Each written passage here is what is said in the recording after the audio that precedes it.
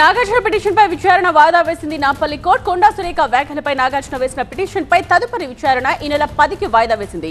Nagarjuna statement ని court record చేసింది. ఇక సాక్షి సుప్రియా స్టేట్మెంట్ ను కూడా రికార్డ్ చేసింది. 10న మరో సాక్షి వెంకటేశ్వర్లు స్టేట్మెంట్ రికార్డ్ చేయబోతుంది కోర్టు. ఇక తమ కుటుంబానికి మంచి పేరు ప్రతిష్టలు ఉన్నాయని కోర్టులో తెలిపారు నాగార్జున. కొండా సురేఖ తమ కుటుంబంపై అమర్యాద వ్యాఖ్యలు చేశారన్నారు. నాగ చైతన్య సమంత విడాకులపై అనుచిత వ్యాఖ్యలు సరికాదన్నారు Nagarjuna. Principal correspondent Praneetha live లోనే సిద్ధంగా ఉన్నారు. ఇదే విషయానికి సంబంధించిన పూర్తి అప్డేట్స్ అందిస్తారు. ప్రణీత, ఇవాళ కోర్టులో ఎలా జరిగింది విచారణ, అదేవిధంగా వాంగ్మూలంలో ఇంకా ఎటువంటి విషయాల్ని చెప్పారు నాగార్జున? అయితే దాదాపు హాఫ్ అన్ అవర్ నుండి 45 మినిట్స్ వరకు కూడా నాగార్జున స్టేట్మెంట్ని మెజిస్ట్రేట్ రికార్డ్ చేశారు. ఆయనతో పాటు ఫస్ట్ విట్నెస్గా ఉన్నటువంటి సుప్రియా స్టేట్మెంట్ని సైతం రికార్డ్ చేశారు. సో వాళ్ళ స్టేట్మెంట్ అంతా కూడా గతంలో ఏదైతే పిటిషన్ కాపీలో చెప్పారో సో అదే అంశాన్ని ఈరోజు కోర్టు ముందు ప్రస్తావించారు. మరోవైపు కొండా సురేఖ తరపున లీగల్ అడ్వకేట్స్, కాంగ్రెస్ పార్టీకి సంబంధించిన లీగల్ అడ్వకేట్స్ మనతో ఉన్నారు. సో ఏం చెప్తారు? ఈరోజు జరిగిందంతా కూడా మీరు చూశారు. సో ఫర్దర్ డెవలప్మెంట్స్ ఎట్లా ఉండబోతున్నాయి ఈ కేసు? నాగార్జున గారు 3/10/2024లో కంప్లైంట్ ఇవ్వడం జరిగింది. పిటిషన్ కాపీ గౌరవ న్యాయస్థానంలో పిటిషన్ దాఖలు చేసేది.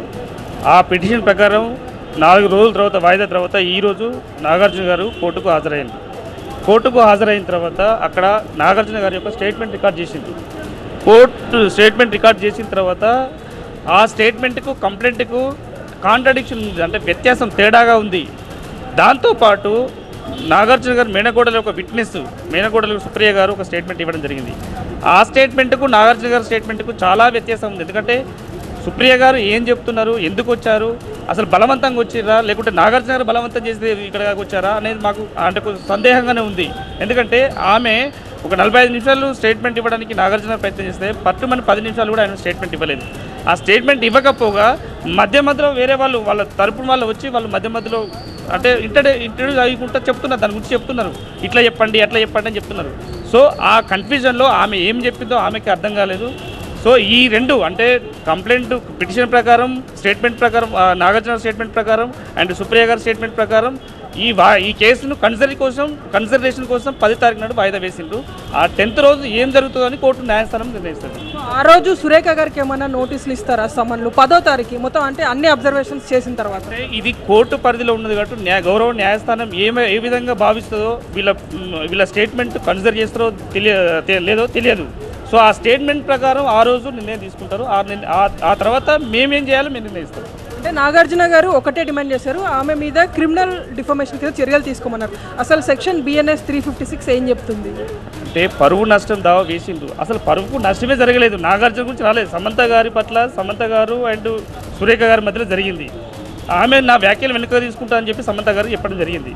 చెప్పిన తర్వాత నాగార్జునకి ఏ సంబంధం, నాగార్జున ఈ కోర్టుకు రావడానికి అవకాశం కూడా లేదు. సో ఇది మేమేమంటున్నాం అంటే పరువు నష్టానికి సంబంధించిన కేసు కాదని మేము భావిస్తున్నాం. ఈ కోర్టు ఇక్కడనే 10th రోజు కొట్టేస్తారని మేము భావిస్తున్నాం.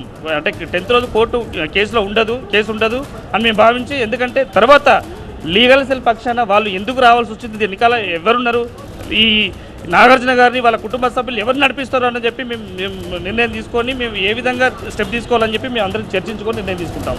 Thank you. రైట్, అది కాంగ్రెస్ పార్టీ లీగల్ సెల్ తరపు అడ్వకేట్స్ చెప్తున్నటువంటి వర్షన్.